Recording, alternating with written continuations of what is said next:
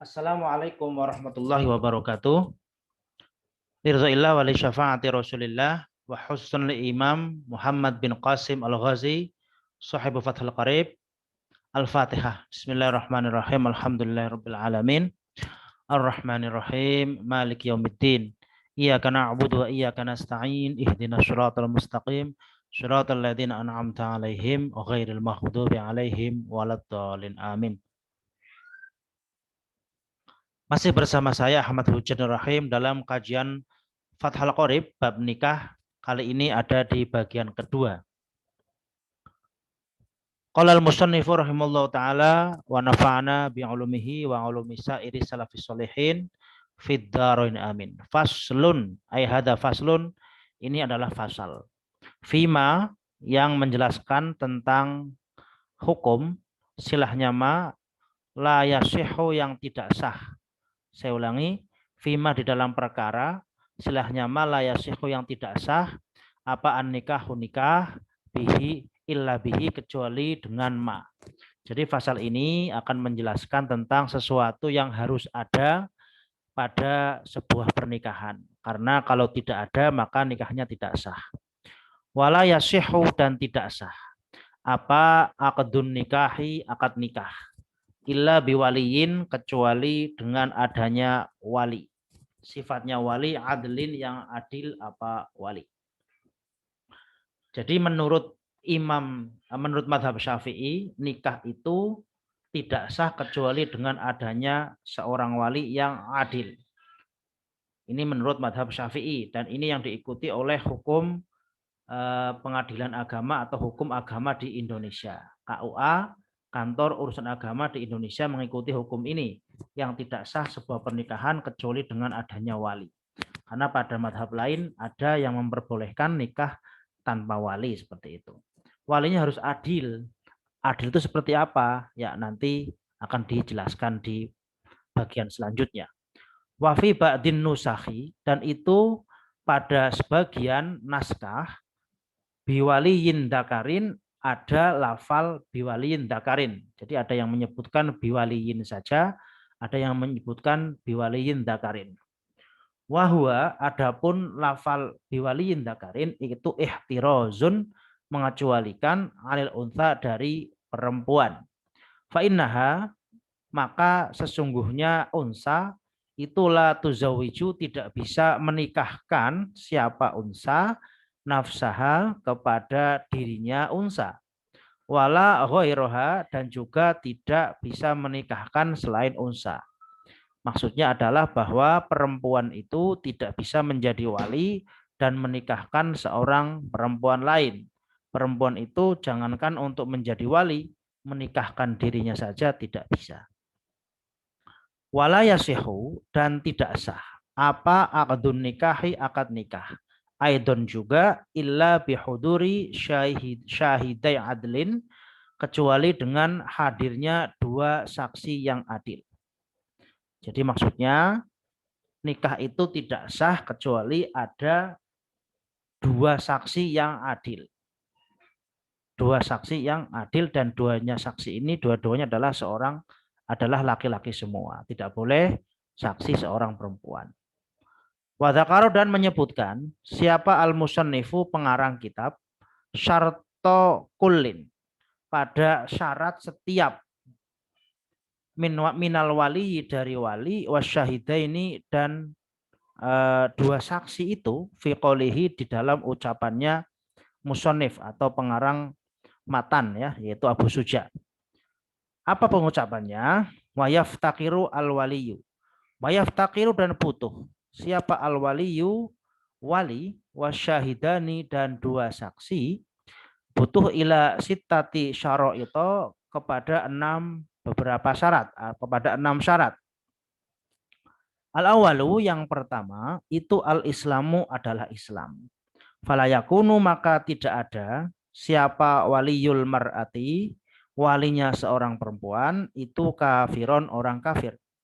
Illa kecuali fima di dalam nikah yastasnihi yang mengecualikan kepada ma siapa al-musannifu pengarang kitab matan ba'du setelah ini.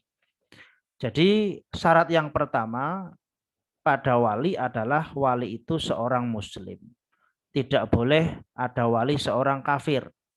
Tidak boleh wali itu seorang non-muslim. Jadi kalau ada seorang perempuan, dia punya orang tua, punya bapak non-muslim, maka tidak sah orang tuanya menikahkan anaknya tersebut. Ya, kemudian siapa yang menikahkan? Ya, nanti akan disebutkan setelah ini. Illa fima yastasnihi al-musannif. Ada pengecualian seorang wali itu ada juga yang tidak muslim ya, tapi nanti ada di pembahasan berikutnya. Wasani adapun yang kedua itu al-buluhu balih. Falayakunu maka tidak ada siapa waliyul mar'ati, walinya perempuan itu sohirun anak kecil. Jadi syarat yang kedua adalah balih ya, sudah balih, sudah 15 tahun kalau laki-laki, terus sudah mimpi, sudah mengeluarkan mani, mimpi metu mani seperti itu. Itu namanya balih. Jadi seorang wali itu harus sudah balih. Loh, kok wali harus balih? Emang ada wali yang tidak balih? Ya ada. Kan wali tidak harus bapak ya. Ada juga saudara laki-laki juga bisa jadi wali kan. Nah, saudara laki-laki nggak mesti balik. Kadang-kadang seorang perempuan punya bapak, bapaknya meninggal, kemudian adiknya menjadi walinya, adiknya belum balik maka tidak sah. Wasalithu, adapun yang ketiga itu al-aqlu berakal. Fala yakunu maka tidak ada siapa waliyul mar'ati, walinya seorang perempuan itu majnunan gila. Syarat yang ketiga, wali itu harus berakal, tidak boleh seorang wali, seorang yang akalnya tidak waras. Sawaun itu sama saja, adbako, terus-terusan apa jununuhu, gilanya wali, au takotoa atau kumat-kumatan, apa jununuhu. Jadi gila, baik itu gila lanjut terus, ataupun kumat-kumatan, kadang gila, kadang waras, itu tetap tidak sah menjadi wali. Baik, kita lanjutkan. Warabi'u, adapun yang keempat itu al-hurriyatu, merdeka. Falayakunu maka tidak ada siapa al-waliyu wali itu abdan seorang budak. Fi ijabin di dalam ijab. Fi ijabin nikah di dalam ijab nikah. Wa yajuzu dan boleh apa ayakuna keadaannya seorang abdan itu qabilan menerima fin nikahi di dalam qabilan menerima fin nikahi di dalam nikah. Jadi seorang budak itu tidak sah menjadi wali di dalam ijab nikah, di dalam menikahkan itu tidak sah, tapi dia sah untuk menerima nikah itu sah. Jadi kan ada ijab kabul itu kan ya, ada ijab kabul. Nah, ijab itu ya menikahkan, saya nikahkan angkah tuka wazawaj tuka itu namanya ijab. Kalau yang qabil tuh nikah haha itu namanya qabil atau apa namanya qabul. Nah, wali yang abdan ini, wali yang budak ini tidak sah untuk mengijabkan, tapi sah untuk mengqabul seperti itu. Wal khamisu adapun yang kelima, itu adzukuratu laki-laki. Fala takunu maka tidak ada siapa almar'atu perempuan. Wal khunsa dan khunsa itu waliya ini keduanya menjadi wali. Jadi wali nikah itu harus seorang laki-laki. Perempuan tidak boleh menjadi wali nikah. Demikian juga orang yang berjenis kelamin ganda ya, bukan transgender ya. Kalau transgender itu kelaminnya satu. Tapi dia operasi plastik atau seperti itulah ya. Kalau waria juga itu kelaminnya satu, itu sah. Kalau dia memang baik, adil ya sah menjadi wali. Tapi kalau orang yang berjenis kelamin ganda, dia punya farji dan punya zakar, punya penis dan punya vagina, maka dia tidak sah menjadi wali nikah. Toyib. Wasadisu adapun yang keenam, itu al-adalatu sifat adil. Fala yakunu maka tidak ada siapa al-waliyu, wali itu fasikon, orang yang fasik. Jadi syarat yang keenam adalah adil. Adil itu bukan fasik. Fasik itu apa? Fasik itu kalau dalam bahasa hukum agama, fasik itu melakukan dosa besar atau sering-sering melakukan dosa kecil, ya, melakukan dosa besar atau sering-sering melakukan dosa kecil, karena kecil tambah kecil tambah kecil sama dengan besar kan, ya itu. Jadi orang yang adil itu adalah orang yang baik agamanya lah, seperti itu, gampangnya begitu, orang yang baik beragamanya. Maka sudah tepat ya tradisi yang ada di masyarakat, kalau orang-orang awam, orang biasa itu tidak berani untuk menjadi wali nikah. Mereka biasanya memasrahkan atau menyerahkan kepada penghulu, itu sudah tepat itu ya. Karena takut kalau itu tidak adil itu kan, maka dipasrahkan kepada penghulu saja. Wastasna. Wastasna dan mengecualikan. Siapa al-musannifu, penulis kitab matan, yakni Abi Suja. Mindalika, dari syarat-syarat yang telah disebutkan, ma kepada perkara silahnya mata domanahu, yang mencakup kepada ma apa qauluhu, ucapannya Mbah Musonif, yaitu illa annahu la yaftaqiru nikahul dhimmiyah. Illa annahu, kecuali sesungguhnya sya'an atau perkara yang penting, itu la yaftaqiru, tidak butuh. Apa nikahul dhimmiyati, nikahnya perempuan kafir dhimmi, ila islamil wali, kepada Islamnya seorang wali. Jadi kalau ada seorang kafir dhimmi, kafir yang baik, kafir yang tidak memusuhi Islam, kok mau nikah, maka dia ya harus ada walinya kan. Walinya ini tidak harus muslim. Wala yaftaqiru, dan tidak butuh apa nikahul amati, nikahnya seorang budak perempuan, ila adalati as-sayyidi, kepada adilnya tuannya, sifat adilnya tuannya. Fayajuzu, maka boleh apa kaunuhu, adanya sayyid itu fasikon, orang yang fasik. Nah, jadi berbeda dengan perempuan-perempuan yang merdeka. Kalau perempuan-perempuan merdeka ini walinya harus adil, harus baik agamanya. Kalau perempuan budak atau amat, dia kan yang memiliki hak adalah tuannya. Nah, tuannya ini ketika menikahkan, tuannya ini, sayyidnya ini tidak harus adil. Meskipun fasik lah boleh untuk menikahkan budaknya. Wa jami'uma, adapun semua perkara sabako yang sudah dijelaskan fil wali, di dalam masalah perwalian, itu yuk tabaru, juga dianggap atau diterapkan fi syahidain nikahi, di dalam dua saksi nikah. Artinya syarat-syarat yang 6 itu tadi juga diterapkan untuk dua saksi nikah ya, termasuk yang adil, yang harus laki-laki, kemudian harus balik, harus Islam, itu juga berlaku untuk orang yang menjadi saksi nikah. Wa amal ama, dan adapun orang yang buta itu fala yuqdahu, maka dia tidak dicela siapa ama fil wilayati, di dalam masalah perwalian, fil as-sahih, menurut qaul yang as-sahih. Nah, bagaimana dengan orang yang buta ya? Menurut qaul yang as-sahih itu tidak menjadi masalah. Seorang buta, seorang bapak yang buta misalkan tidak dilarang untuk menjadi wali nikah putrinya. Baik, kita lanjutkan. Wa aulal wulati, adapun yang lebih utama menjadi wali, ai ahakul auliyai, maksudnya yang lebih berhak menjadi yang ai ahakul auliyai. Saya ulangi ya. Wa aulal wulati, adapun wali-wali yang paling utama. Ai ahakul auliyai, maksudnya wali-wali yang paling berhak kita zuiji, untuk menikahkan, itu al-abu, bapak kandung. Tsummal jadu, kemudian kakek. Siapa kakek? Abul abi, ya bapaknya bapak kandung. Tsumma abuhu, kemudian bapaknya kakek. Wakada, dan seterusnya. Jadi yang paling berhak untuk menjadi wali di antara sekian wali-wali, wali nikah ya, ini adalah bapak ya.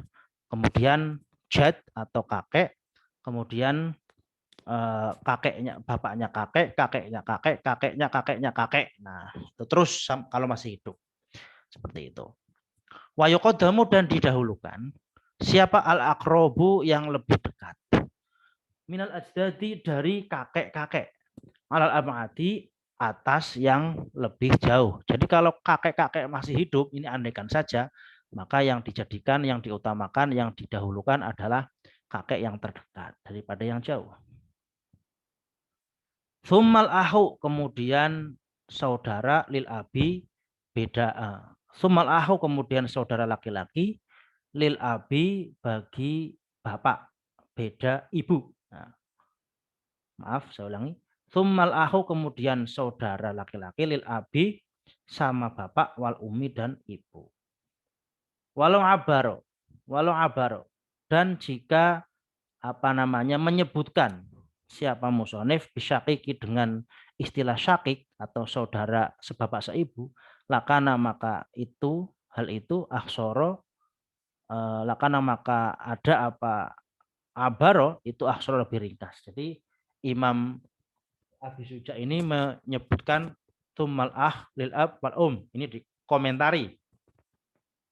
dikomentari oleh apa namanya pengarang Fathul Qorib yaitu Muhammad bin Ghazi, Muhammad Al-Qasim, Muhammad bin Qasim Al-Ghazi.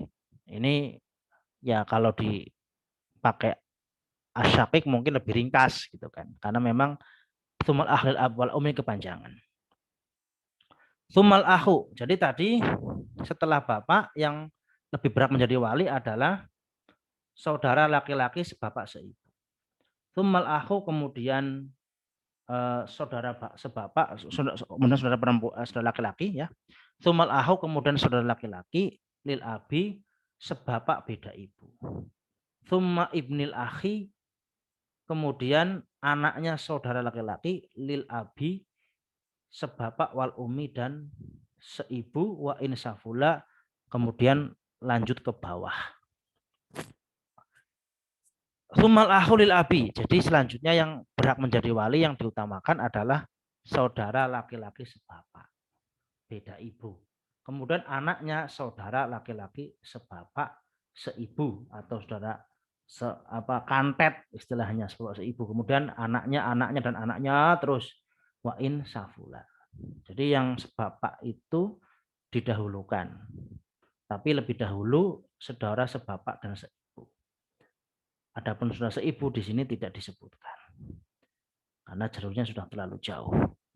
Tsumma benul akhi, kemudian anaknya saudara laki-laki lil abi sebapak wa insafula dan lanjut ke bawah. Tsummal amu, kemudian paman dari bapak. Jadi istilahnya kalau di Arab itu am dan khol.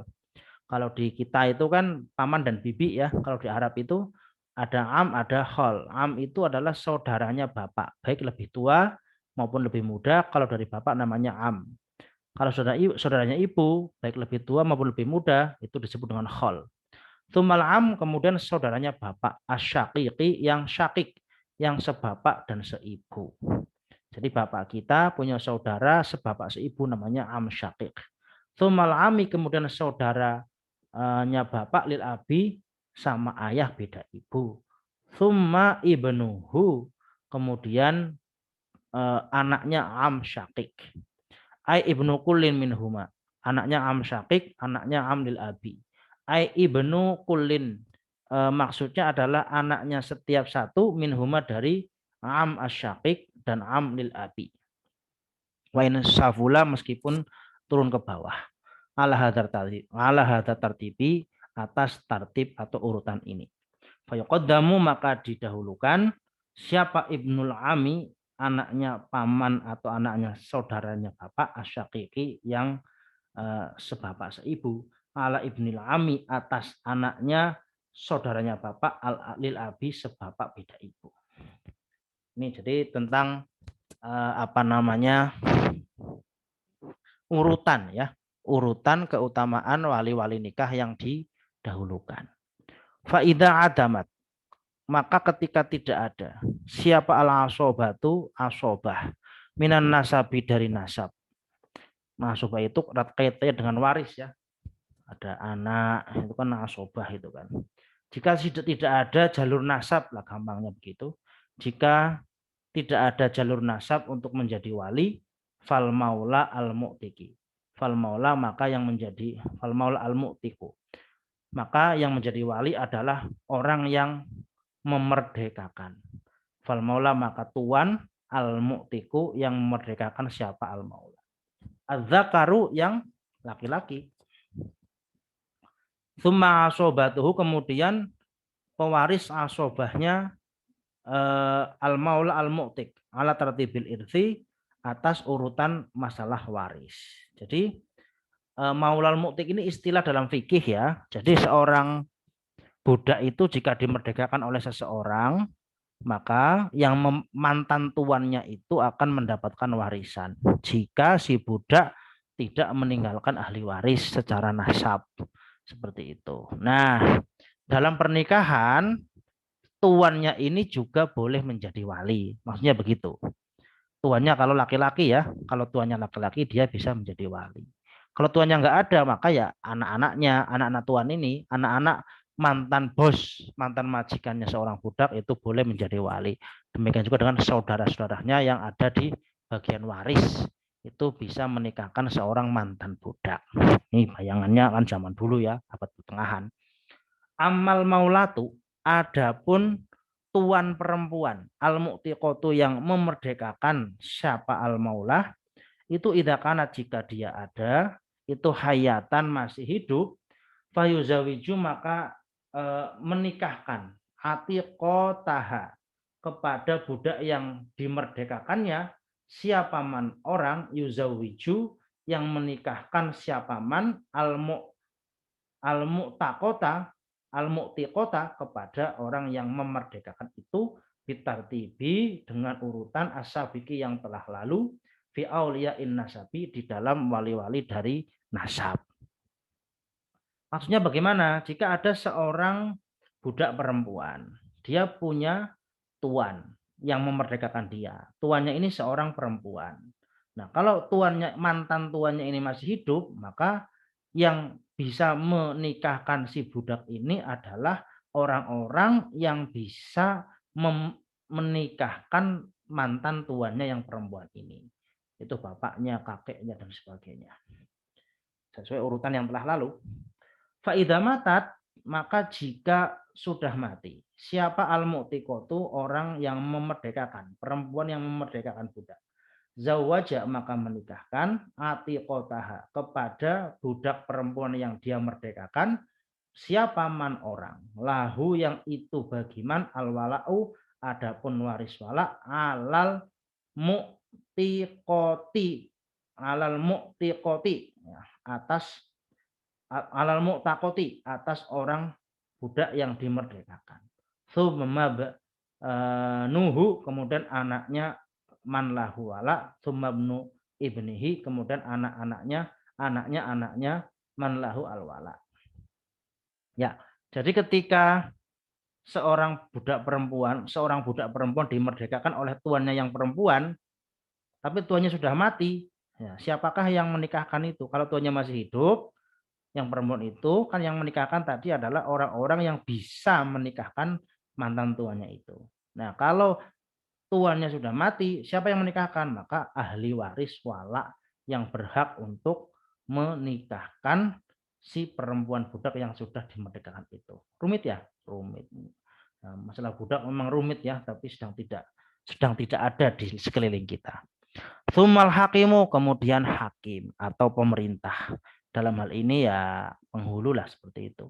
Tsummal hakimu kemudian hakim. Yuzawwiju menikahkan siapa hakim inda faktil auliyai ketika tidak adanya wali-wali minan nasabi dari nasab wal walai dan dari wala. Kemudian kita lanjut ya. Tsumma syara'a kemudian bertindak siapa al-musannifu pengarang kitab Matan Abi Suja. Fi bayanil khitbati di dalam masalah lamaran bikasil khoi ya dengan kasroh kho. Kalau khitbah itu lamaran, kalau khutbah itu ya khutbah Jumat. Wahya adapun yang disebut dengan khitbah itu iltimasul khotibi berharapnya orang yang melamar minal mahtubati dari orang yang dilamar an nikah kepada nikah.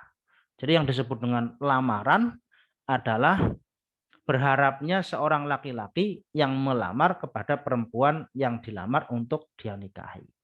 Nah, jadi kalau ada seorang perempuan dibilangin sama seorang laki-laki, kamu mau nikah sama aku ya? Nah, itu sudah lamaran namanya.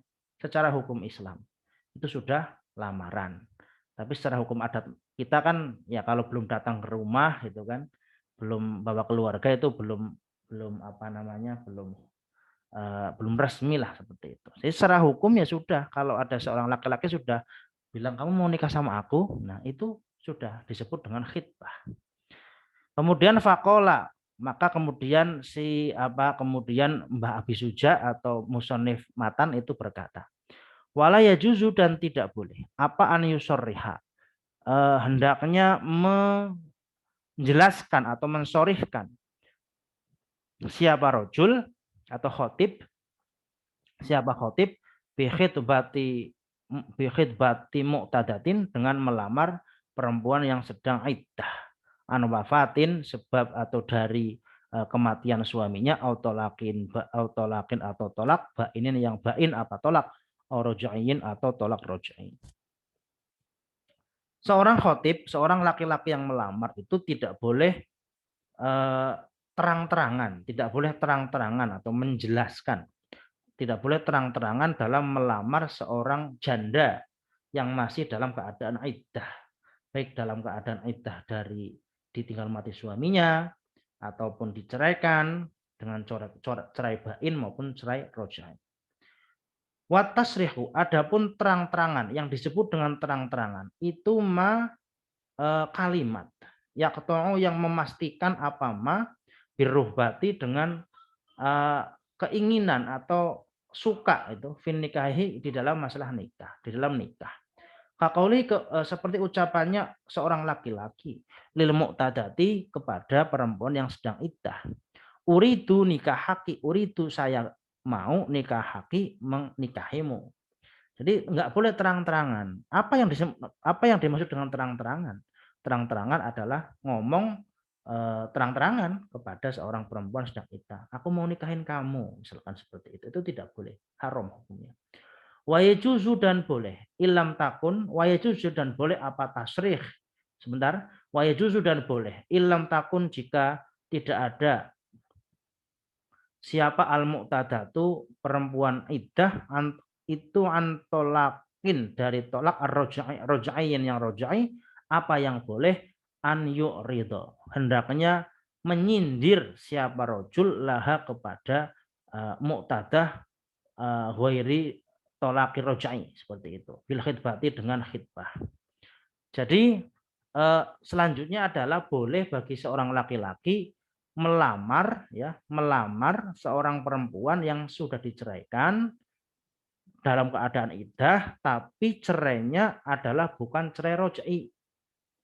Berarti dia cerai bain seperti itu. Itu boleh menyindir.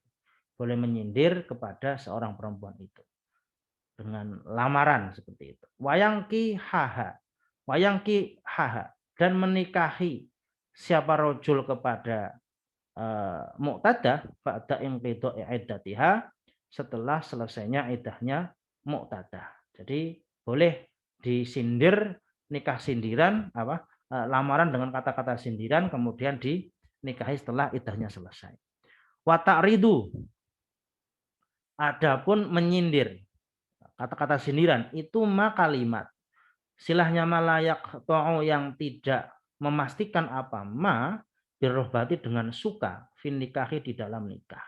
Baliyah tamiluha balik ada bersifat kemungkinan ya.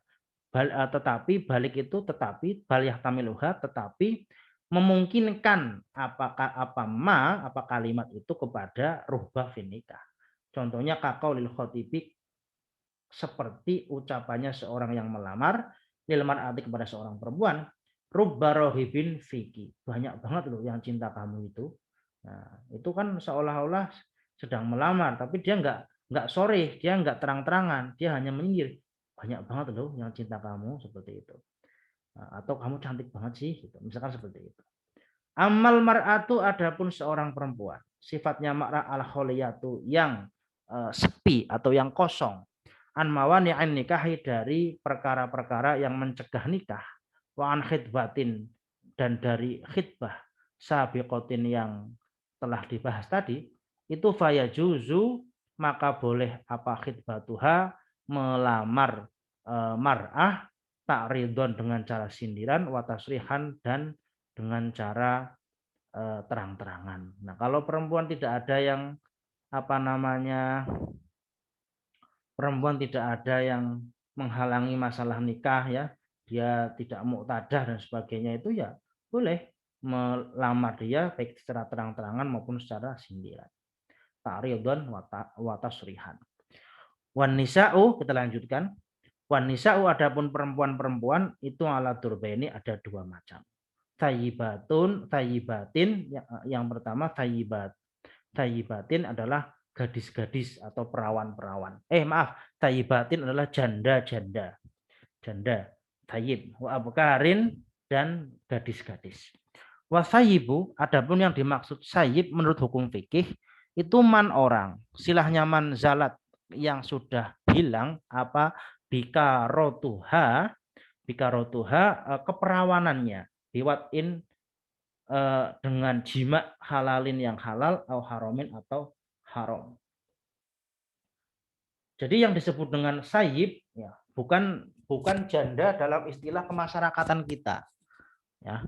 Kalau janda itu kan yang pernah menikah kan seperti itu. Tapi janda dalam masalah fikih itu adalah sayyib dalam masalah fikih adalah orang yang perempuan yang sudah sudah hilang keperawanannya dengan jima baik itu halal maupun haram. Halal ya dengan menikah, haram itu diperkosa atau berzina, ya naudzubillah ya, itu juga disebut dengan sayyib. Nah, tapi kalau misalkan hilang keperawanannya bukan dengan jima, misalkan naik sepeda kemudian jatuh sehingga keperawanannya hilang, pecah ya, atau bermain dengan jarinya sendiri misalkan, ya begitulah kurang lebih itu, maka disebut tetap masih bikr ya, belum disebut dengan sayyib. Wal bikru adapun yang disebut dengan bikr atau gadis itu aksuha sebaliknya sayyib. Fal bikru hukumnya, fal bikru maka adapun bikr atau gadis itu ya juzu boleh lil abi bagi seorang bapak wal jati dan mbah.